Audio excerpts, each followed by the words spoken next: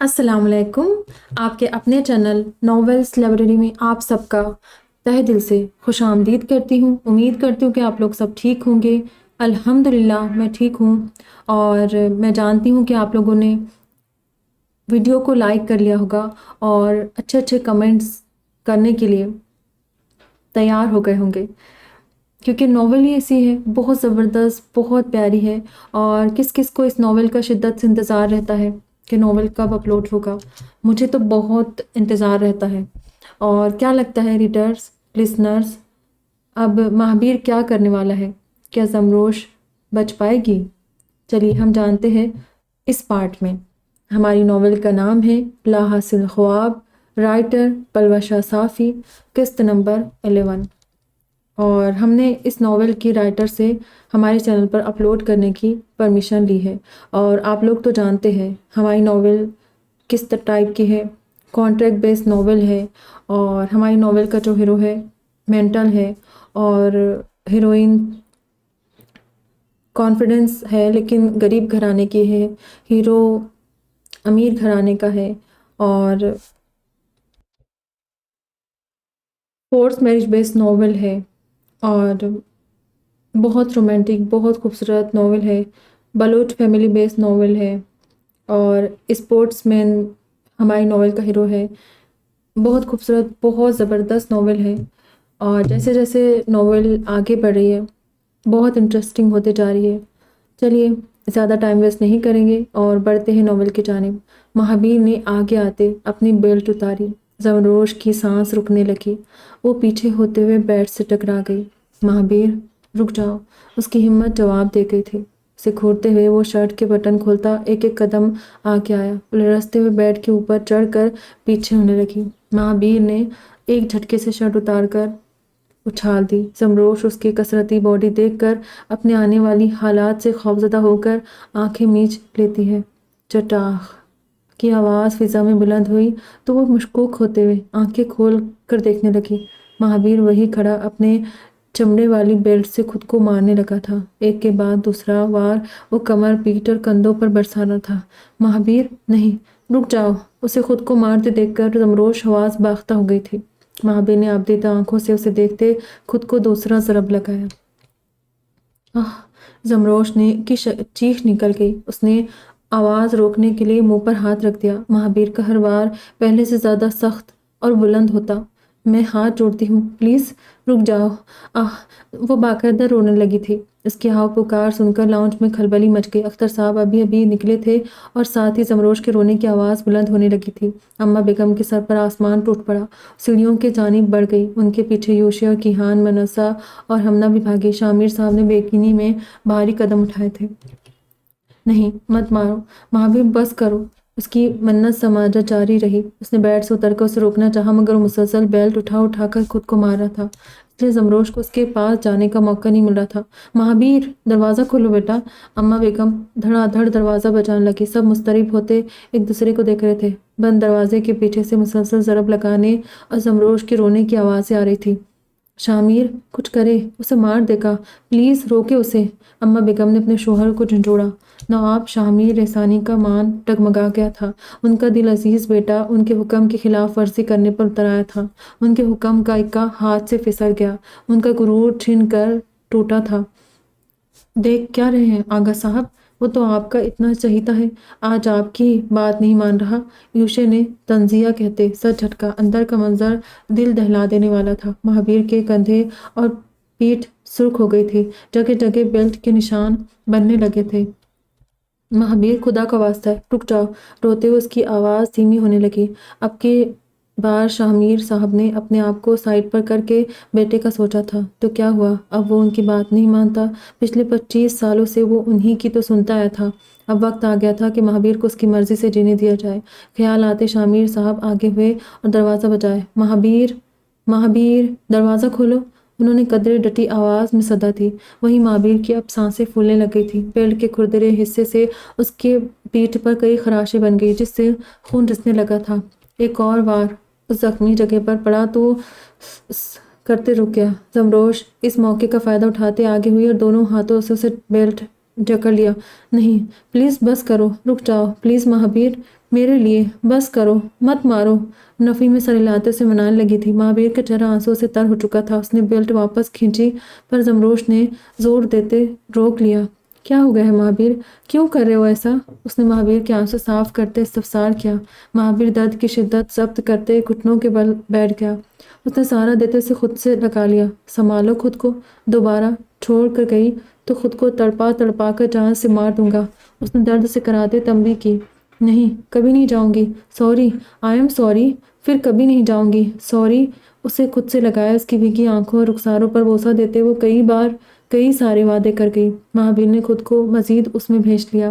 دوسری طرف آوازیں بند ہونے پر سب گھبرا گئے تھے۔ کیا ہوا؟ کہیں مہابیر نے اسے جان سے مار تو نہیں دیا؟ وہ چپ کیوں ہو گئی؟ اما بیگم کا دل کانپا تھا۔ شامر صاحب نے لمبا سانس لیا اور رخ موڑ کر دوسرے بیٹے کو مخاطب کیا۔ کیہان، میرے اسٹڈی روم کے دراز میں اس دروازے کی ایکسٹرا چابی ہے، جاؤ جلدی سے لے کر آؤ۔ آغا صاحب کی ہدایت پر وہ تیزی سے نیچے بھاگا۔ ابھی وہ سب کیہان کے منتظر تھے کہ دروازہ کھلا اور مہابیر بے تاثر چہرہ لیے قدرے لڑکھڑاتا ہوا باہر آیا۔ اما بیگم اور منزہ ہمنا زمروش کی حالت دیکھنے تیزی سے کمرے کے اندر داخل ہوئی۔ یوشے وہیں کھڑا رہا جبکہ نواب صاحب نے مہابیر کو بازو سے پکڑ کر اپنے سامنے کیا۔ میں نے تمہیں لوگوں کی جان لینا ضرور سکھایا ہے، پر عورت پر ہاتھ اٹھانا نہیں۔ غضب سے سرخ ہونے لگے۔ مہابیر نے یہ بات راز ہی رکھنا مناسب سمجھا کہ اس نے عورت پر ہاتھ نہ اٹھا کر ان کی سکھائی تربیت پر ہی عمل کیا ہے۔ وہ چھوڑ کر کیوں گئی تھی؟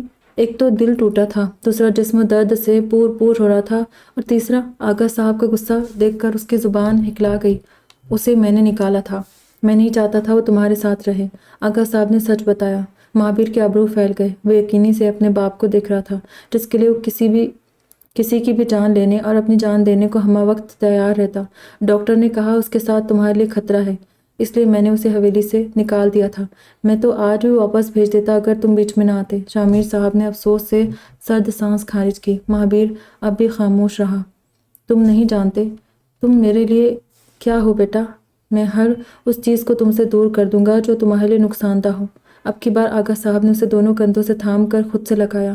اور آپ نہیں جانتے وہ میرے لیے کیا ہے، چاہے وہ میرے لیے کتنی بھی نقصان دہ ہو، میں اسے پھر بھی خود سے دور نہیں کروں گا، کبھی نہیں۔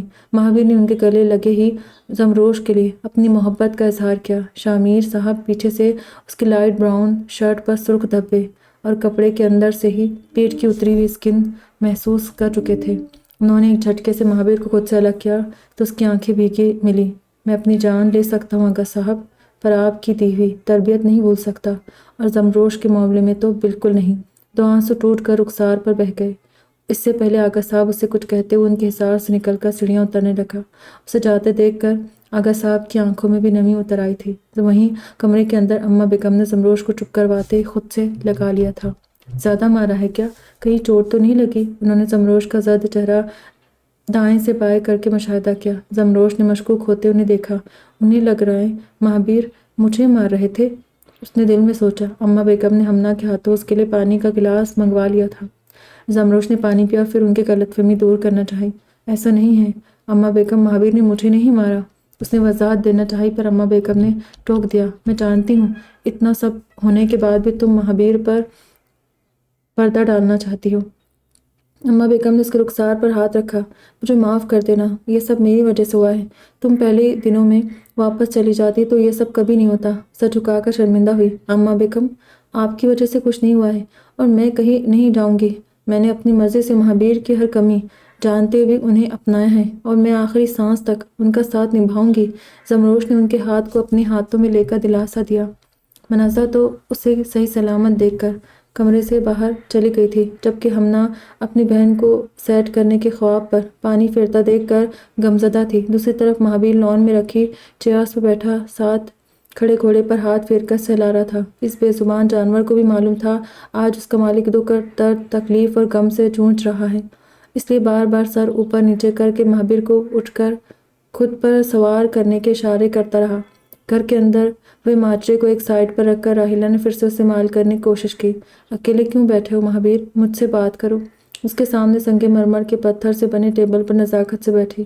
مہابیر کو اس میں کوئی دلچسپی نہیں تھی، وہ تو بس دور نیلے افق میں دیکھتے گھوڑے کے بالوں میں انگلیاں چلانے مگن رہا۔ مہابیر کا گھوڑا اسے دیکھ کر ہنہنانے لگا، پر سامنے سے زمروش کو آتے دیکھ کر پیچھے ہو گیا۔ راحیلہ جو گھوڑے کی حرکت پر ڈری تھی، زمروش کو آتے دیکھ کر واپس اپنے انداز میں آ گئی۔ آپ کی تعریف۔ اس نے سینے پر ہاتھ باندھتے سر تا پیر دیکھا۔ میں راحیلہ ہوں، ہمنا کی چھوٹی بہن۔ تم کون ہو؟ اس نے بے پرواہی سے جواب دیا۔ میں زمروش ہوں، مہابیر کی بیوی۔ اس نے سینے پر ہاتھ باندھ کر کھول کر اسے ٹیبل پر ستارا۔ مہابیر کی نظریں افق سے ہٹ کر اب زمروش پر ٹکی تھی۔ ٹکٹکی باندھے اسے دیکھ رہا تھا۔ اس حرکت پر اس کے لبوں پر خفیف سی مسکراہٹ پھیل گئی جو اس نے لب بھینچ کر دبا لی۔ اسے اس کی زندگی واپس مل چکی تھی، اب کسی اور سے کوئی قرض نہیں تھی۔ اچھ، یہ کیا طریقہ ہے مہمانوں سے پیش آنے کا؟ تمیز نہیں ہے تمہیں؟ اپنا بازو سلاتے غصے سے بولی۔ اور یہ کیا طریقہ ہے میرے شوہر پر لائن مارنے کا؟ شرم نہیں آتی تمہیں؟ اس نے الٹا وار کیا تھا۔ میں دیکھ لوں گی تمہیں۔ پیر پٹک کر اندر کے سمت بڑھ گئی۔ ہاں دیکھ لو، اچھے سے دیکھ لو، بہت پیاری ہوں نا میں؟ صدا لگا کر ہنس پڑی۔ اس کا کھلکھلانا مہابیر کو پھر سے زندگی بھر چکا تھا۔ آپ چلو میرے ساتھ۔ وہیں زمروش اس نے قدرے خفا تھی۔ کہاں؟ وہ حیران ہوا۔ مرہم لگانا ہے آپ کے پیٹھ پر، اس نے پیار سے جواب دیا۔ نہیں لگانا۔ مہابیر نے رخ پھیر لیا۔ مہابیر، خود کو مار کر سزا دے دی نا؟ مجھے پتہ بھی ہے کتنی تکلیف ہو رہی تھی مجھے، اب دوائی تو لگانی پڑے گی، اور میں کوئی ضد نہیں مانوں گی۔ اسے بازو سے تھام کر اپنے ساتھ لے جانے لگی۔ مہابیر جھنڈایا مگر رکا نہیں۔ میں اب کچھ نہیں سنوں گی، بہت ضدی ہو نا آپ؟ میں بھی کوئی کم ضدی نہیں ہوں۔ چپ چاپ چلے میرے ساتھ۔ وہ خفگی ظاہر کرتے چلتی رہی اور مہابیر اسے سنتا گیا۔ اختر صاحب گھر آئے تو اماں اور ارباز نے کھیل لیا۔ کہاں رہ گئے تھے آپ؟ کیا ہوا ہے؟ صلاح کروا دی حویلی والوں کی زمروش سے؟ اماں نے چھوٹتے ہی پوچھا تھا۔ بغیر جواب دیے قدم قدم چل کر مٹکے کے پاس بیٹھے اور گلاس بھر کر ٹھنڈا پانی پیا۔ ارباز کو ان کے حرکات و سکنات مشکوک لگے۔ بابا، وہاں سب ٹھیک تھا؟ اس نے آگے آ کر ان کے کندھے پر ہاتھ رکھا۔ زمروش نے خود کو بہت برا پھنسا دیا ہے۔ وہ لڑکا جس سے نواب صاحب نے اس کی شادی کروائی ہے، وہ پاگل ہے۔ بابا مزید چپ نہ رہ سکے۔ ان کا تبصرہ سن کر اماں اور ارباز دنگ رہ گئے۔ کیا کہہ رہے ہیں آپ؟ اماں حیرت کے انتہا پر تھی۔ وہی جو دیکھ کر آ رہا ہوں بخت، زمروش کا شوہر دماغی مریض ہے۔ بابا کا دل بیٹھتا جا رہا تھا۔ تو آپ اسے وہیں چھوڑ کر کیوں آئے؟ میں ابھی جا کر اسے لاتا ہوں۔ اتنا بڑا دھوکہ کیا ہے نواب صاحب نے ہمارے ساتھ۔ ارباز نے گیٹ کے سمت قدم اٹھائے۔ وہ خود وہی رہنا چاہتی ہے، بابا نے ٹرانس کی کیفیت میں کہا۔ ان کی نظروں میں مہابیر کا عکس گھوم رہا تھا۔ ان کے جملے پر ارباز کے قدم منجمد ہو گئے۔ بے یقینی سے مڑا۔ پر ایسی کیا مجبوری ہے؟ میں جا کر زمروش سے بات کرتی ہوں۔ اماں نے اپنی جانب سے کوشش کی۔ وہ نہیں آئے گی اور مہابیر بھی اسے آنے نہیں دے گا۔ بابا نے سر پر ہاتھ رکھ کر نفی مسا ہلایا۔ ایک مرتبہ پھر محگل گھرانے پریشانیوں کی زد میں آ چکا تھا۔ زمروش کے ساتھ غمگساری کر کے دیبا بیگم اسٹڈی روم میں درائی۔ شامر صاحب کونیا میز پر ٹکائے ہاتھوں کو باہم ملائے اس پر پیشانی رکھے بیٹھے تھے۔ کسی کی موجودگی پر انہوں نے آنکھیں کھول لی۔ دیبا بیگم لب بھینچے اداسی سے سر جھکائے ہوئے تھی۔ دل میں بات دبا کر رکھنے سے تکلیف بڑھ جاتی ہے۔ کہہ دیجیے جو کہنا چاہتی ہے۔ شامر صاحب سیٹ کے پشت سے ٹیک لگاتے کھنکارے۔ سمجھ ہی نہیں آ رہا کیا کہوں۔ وہ آگے آئی۔ شامر صاحب بے تاثر رہے۔ اگر مہابیر آج سچ میں زمروش کو مار دیتا تو؟ کہاں گیا آپ کا وہ قانون جس میں گھر کی عورتوں پر ہاتھ اٹھانے پر پابندی ہے؟ دکھ اور ملال سے بولی۔ شامر صاحب نے لبوں پر زبان پھر کر ترکیا چہرے کے متغیر ہوتے تاثرات پھر سے ٹھوس بنائے۔ وہ مہابیر کے خود کو مارنے کی بات صرف خود تک رکھنا چاہتے تھے۔ آپ نے اسے کچھ کہا کیوں نہیں؟ خفا ہوئی۔ اسے غصہ تھا، اب ریلیکس ہو گیا ہے، اس لیے کچھ کہنے کی ضرورت نہیں رہی۔ اب کے بعد انہوں نے خاموشی توڑی۔ مجھے اس کی بہت فکر ہو رہی ہے شامر۔ دیبا بیگم نے سیٹ کے پاس آ کر ان کے ہاتھ پر اپنا ہاتھ رکھا۔ فکر مت کرو، وہ اب خود کو سنبھال سکتا ہے۔ ہمارا مہابیر بڑا ہو گیا ہے۔ شامر صاحب نے اٹھ کر انہیں تسلی دی۔ اماں بیگم ان کا یہ روپ دیکھ کر خاموش ہو گئی تھی۔ آج سے پہلے وہ اتنے ساکت اور نرم نہ تھے، کیونکہ آج ان کی آنکھوں پر سے غرور کی پٹی اتر چکی تھی۔ زندگی کی ٹھوکریں بہت نرالی ہوتی ہے، جب بھی لگتی ہے اصلیت دکھا جاتی ہے، کچھ نہ کچھ سکھا جاتی ہے۔ زمروش لانڈری سے آئے اپنے کپڑے الماری میں سیٹ کر رہی تھی جب مہابیر نے اس کے سامنے کتابیں زور سے رکھی۔ اس نے حیرانگی سے پہلے بکس دیکھی، پھر مہابیر کا چہرہ۔ کیا ہے یہ؟ شریر انداز میں بولی۔ کتابیں ہیں اور کیا؟ مہابیر نے لب گول گول کرتے خود کو اسمارٹ دکھاتے اشارہ کیا۔ تو میں کیا کروں ان کا؟ زمروش نے بک سائڈ پر کی اور اپنے کپڑے سمیٹنے لگی۔ کیا کروں کیا؟ پڑھاؤ مجھے۔ اسی انداز حاکمانہ انداز مستفسر ہوا۔ پر آپ تو نہیں پڑھنا چاہتے۔ شانے اچکا کر الماری کے سمت آ گئی۔ اب پڑھنا ہے اور تم سے پڑھنا ہے۔ اسے کندھے سے تھامے الماری کے پٹ سے پن کرتا نرمی سے بولا۔ اس کا ایک ہاتھ الماری کے پٹ پر تھا اور دوسرا زمروش کے رخسار کو چھو رہا تھا۔ زمروش کی پیٹھ الماری سے لگی تھی اور بلش کرتے مہابیر کے مخمور انداز کو دیکھ رہی تھی۔ پر میری ایک شرط ہے، خود کو کمپوز کرتے اترائی۔ کیا؟ اس نے ایک آبرو اٹھا کر دیکھا۔ پہلے آپ کو میرے ساتھ میرے گھر چل کر میرے بابا سے سوری کرنی ہے۔ اس کے لہجے میں حاکمانہ ہدایت تھی۔ اف! مہابیر منہ پھلا کر پیچھے ہوا۔ مہابیر، وہ میرے بابا ہے اور آپ نے ان سے مس بہیو کیا ہے۔ کتنا برا لگا ہوگا ان کو۔ ہم دونوں مل کر ان سے سوری کریں گے، زمروش نے پیار سے سمجھایا۔ مہابیر نے گردن پوری دائیں سے بائیں کرتے نفی کیا۔ اگر میں آغا صاحب سے مس بہیو کروں تو کیا آپ کو اچھا لگے گا؟ گھوم کر اس کے سامنے آئی اور معصومیت سے اس کی جھکی آنکھوں میں دیکھا۔ مہابیر نے لب بھینچے شرمندگی سے سر ہلا کر ہلکا سا نفی میں سر ہلایا۔ تو پھر مجھے بھی اچھا نہیں لگتا۔ ہم دونوں مل کر سوری کریں گے، اوکے؟ وہ خوشگواری سے متبسم ہوئی۔ مہابیر کے تو دل کی دنیا وہی تہہ بالا ہو گئی۔ وہ اس پیاری سی مسکان کے آگے کچھ کہہ ہی نہیں پایا۔ شام کو وہ زمروش کے گھر کے سامنے کھڑے تھے۔ زمروش نے ہچکچاتے ہوئے گیٹ نوک کیا۔ مہابیر سفید قمیص شلوار پر کالا کوٹ پہنے، بال کانوں کے پیچھے کیے، نک سے تیار تھا۔ ان سے قدرے فاصلے پر گاڑی کے پاس بہادر کاکا بھی اس کے اشیائے ضرورت لیے کھڑے رہے۔ مہابیر زمروش کے والدین کا سامنا کرنے سے بے چین ہو رہا تھا، اس لیے اس کے دوسرے دستک پر وہ مڑا، پر زمروش نے اس کے بازو میں ہاتھ حائل کر کے روک لیا۔ کیا ہوا؟ وہ پریشان ہوئی۔ میں نہیں مل سکتا۔ وہ مضطرب ہوتا ناخن چبانے لگا۔ کچھ نہیں ہوتا، میں ہوں نا۔ اس کا بازو تھپ تھپا کر دلاسا دینے لگی۔ مجھ سے نہیں ہوگا، میں کسی سے ایسے نہیں ملا۔ اس کا اضطراب کم نہیں ہوا تھا۔ مہابیر، میں ہوں نا ساتھ میں، پلیز میری خاطر۔ زمروش نے اسے جانے نہ دیا اور بازو تھامے رکھا۔ مہابیر پھیکا مسکرا کر سر جھکا کر جوتے پر نظر جما دی۔ زمروش نے محبت سے اس کی تھوڑی اٹھائی، اسی اسنا میں۔ ارباز نے گیٹ کھولا، ٹھٹک کر ان دونوں کو دیکھ رہا تھا۔ بھائی، اندر نہیں بلائیں گے؟ زمروش کے دل میں ٹھیس اٹھی۔ تم آ سکتی ہو، پر یہ نہیں۔ سخت لہجے میں گویا ہوا۔ زمروش نے مضطرب ہوتے مہابیر کو دیکھا تھا کہ کہیں وہ طیش میں نہ آ جائے۔ آنے دو ارباز، اندر سے بابا کی صدا سنائی دی۔ ارباز بابا کی آواز پر لب بھیجے سر جھٹک کر پیچھے ہوا۔ زمروش نے سکون کا سانس لیا۔ مہابیر فقط اس کی پیروی کرتے اس کے ساتھ چلتا اندر داخل ہوا۔ بابا، سوری، کل بات کرنے کا موقع نہیں ملا۔ بابا کی سینے سے جا لگی۔ اختر صاحب نے اس کے گرد بازو حائل کرتے سر سے پیر تک مہابیر کو دیکھا تھا۔ مہابیر، آؤ، بابا سے ملو۔ اس نے بابا کے کندھے سے لگے رخ موڑ کر کہا۔ بھابھی، اماں اور ارباز ساتھ ساتھ کھڑے منظر دیکھ رہے تھے۔ مہابیر اس کی ہدایت پر چھوٹے چھوٹے قدم اٹھاتا آگے آیا اور معصومیت سے بابا کو دیکھا تھا۔ بابا کو کل والے مہابیر اور آج والے مہابیر میں زمین آسمان کا فرق نظر آیا۔ وہ یکٹک اس لمبے چوڑے شخص کو دیکھ رہے تھے جو کسی بچے کی طرح ان سے ملنے سے شرما رہا تھا۔ اسے کیوں لائی ہو؟ بابا نے دھیمی آواز میں کہا۔ مہابیر اماں کے ہاتھ سے پانی کا گلاس لے کر پینے لگا تھا۔ آپ سے ملوانے، زمروش نے ان کی خب کی خاطر میں لا لاتے ہوئے خوش مزاجی سے کہا۔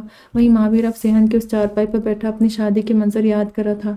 اماں اس کے قریب آنے سے قدرے گھبرا بھی رہی تھی، لیکن داماد کی آؤ بھگت بھی ضروری تھی۔ کل کا تعارف کافی نہیں تھا؟ بابا ہاتھ پیچھے باندھے دوسرے چارپائی پر تشریف فرما ہوئے تھے۔ کل یک طرفہ تعارف ہوا تھا، آج مکمل کروانے لائی ہوں۔ زمروش مہابیر کے ساتھ بیٹھی۔ مہابیر شادی کے دن اس کا سرخ جوڑے میں سجے اپنے سامنے بیٹھنا یاد کرتے متبسم ہوا۔ تعارف کے لیے اور بچہ ہی کیا ہے، جو کچھ ہے سامنے ہی تو ہے۔ بابا کی خفگی بڑھنے لگی۔ تم اس کی یہ حالت جانتی تھی؟ سوال ارباز کی جانب سے ہوا۔ اس کے اونچا بولنے پر مہابیر نے ابرو ملایا۔ اسے دیکھا ضرور تھا، شادی کی صبح تک نہیں۔ جب علم ہوا تب میرا بھی یہی ری ایکشن تھا، مجھے بھی اتنا ہی غصہ آیا تھا، بھاگ آنے کا دل کیا۔ پر بابا، زمروش بولتے بولتے اٹھ کر بابا کے قدموں میں آ گئی۔ بابا کے ٹھوس تاثرات برقرار رہے تھے۔ مہابیر معصوم ہے، دل کے اچھے ہے، بس جذبات قابو نہیں کر پاتے، لیکن کافی سمجھدار ہے۔ یہ پاگل نہیں ہے، عام انسانوں سے الگ ہے، آٹسٹک ہے انہیں۔ بابا کے گھٹنوں پر رکھے ہاتھ پر اپنا ہاتھ رکھا۔ تو کیا گارنٹی ہے یہ پورا پاگل نہیں بنے گا؟ کیا گارنٹی ہے یہ جذبات میں آ کر تمہیں نقصان نہیں پہنچائے گا؟ ارباز کا مزاج جو کہ تو رہا۔ مہابیر جگہ سے اٹھ کر کھڑا ہوا۔ سب کا دھیان اس کے جانب ہو گیا۔ زمروش کسی درپیش صورتحال رونما ہونے سے بچانے کے لیے اس کے سامنے آئی تھی۔ کل کے لیے سوری۔ سب کے روبرو کھڑے معذرت خواہانہ انداز میں سر جھکا گیا۔ زمروش کے ہمراہ باقی بھی دنگ رہ گئے۔ بابا، زمر دور جاتی ہے تو میں سچ میں پاگل ہو جاتا ہوں، پاس ہوتی ہے تو میں نارمل رہتا ہوں۔ اگر آپ نہیں چاہتے میں پورا پاگل ہو جاؤں تو؟ اس نے ڈبڈبائی نظریں اٹھا کر انہیں دیکھا۔ زمروش محبت پاش نظروں سے اسے دیکھتی رہی۔ تو اسے میرے ساتھ رہنے دے پلیز، میں اسے بہت پیار سے رکھوں گا جیسے وہ مجھے رکھتی ہے۔ اس نے بات مکمل کر کے معصومیت سے سر ایک جانب کر کے التجائی انداز میں دیکھا تھا۔ مہابیر اور زمروش دونوں کی پر امید نظریں بابا پر تھی جو ششوپنج میں مبتلا تھے۔ انہیں سمجھ نہ آیا کیا کرے۔ زمروش، انہیں کھانے میں کیا پسند ہے؟ میں بنا دیتی ہوں۔ اماں نے ماحول کا تنازع کم کرنے کو موضوع گفتگو بدل دی۔ ان کا کھانا ساتھ لائی ہوں، آپ میری پسند کی سبزی بنا دو۔ بات کرتے کرتے وہ چونکی تھی۔ اوہو، بہادر کاکا کو اندر بلانا تو بھول ہی گئی۔ اس نے سر پر ہاتھ مارا اور گیٹ کی جانب بڑھی۔ بہادر خان ٹوکری لیے مؤدب انداز میں سلام کرتے اندر داخل ہوا۔ زمروش نے ان کے ہاتھ سے ٹوکری لی اور ان کو چارپائی پر بٹھا کر کچن کی سمت چلی گئی۔ مہابیر پہلے سے وہاں موجود تھا، اسی آگ پر بنتی روٹیاں تعجب کا شکار کر رہی تھی۔ کب سے اس کے ساتھ ہو؟ ارباز نے بابا کے ساتھ بیٹھے بہادر خان کو مخاطب کیا۔ جی 20 سال سے اوپر ہو رہے، اس نے خوش اسلوبی سے جواب دیا۔ 20 سال؟ پھر بھی زندہ ہو؟ اس نے دوسرا تبصرہ طنزی انداز میں کیا۔ بیٹا جی، مہابیر کے دل میں جو کر جائے پھر وہ اس پر لاکھ غصہ ہو ناراض ہو پر جان سے کبھی نہیں مارتا، اور زمروش بیٹی تو اس کے جینے کی وجہ بن گئی ہے، اس کے جانب سے بے فکر ہو جائے۔ بہادر کاکا نے وفاداری کا حق ادا کرتے کہا۔ بابا نے ارباز کو خاموش کر دیا تھا۔ اتنی دیر میں کھانا تیار ہو کر آ گیا۔ بھابھی نے برآمدے میں زرد بلب کے پاس دری اور دسترخوان بچھایا۔ مہابیر کے لیے ایسے فرش پر بیٹھ کر کھانا کھانا نیا تھا۔ وہ ہر چیز آنکھیں گول گول کرتے دیکھ رہا تھا۔ کھانے کے دوران عموماً خاموشی برقرار رہی۔ زمروش کی بدولت مہابیر آج نیا سبق سیکھ گیا تھا، لوگوں سے باعتماد ہو کر ملنے کا سبق، اپنے دل کی بات سامنے رکھنے کا سبق۔ کاش سب کچھ ہمیشہ ایسا ہی رہے، اس نے دل میں سوچا ضرور تھا، مگر ایسا ہوگا نہیں، یہ جلد پتہ لگنے والا تھا۔ کتنے خوبصورت ہوتے ہیں وہ دل جن میں حسد، بغض، کینہ نہیں ہوتا، بس محبت، شفقت اور خیر کے جذبات ہوتے ہیں۔ ایسے دل بہت قیمتی اور اپنے اور سب کے لیے سکون اور عافیت کا سبب ہوتے ہیں۔ اپنے دلوں پر محنت کیجیے اور انہیں ایسا ہی قیمتی اور پرسکون بنائیے۔ جاری ہے۔ آپ لوگوں کو کیا لگتا ہے، کیا زمروش اور مہابیر کی زندگی پرسکون ہو جائے گی یا نئے طوفان کے زد میں آنے والی ہے؟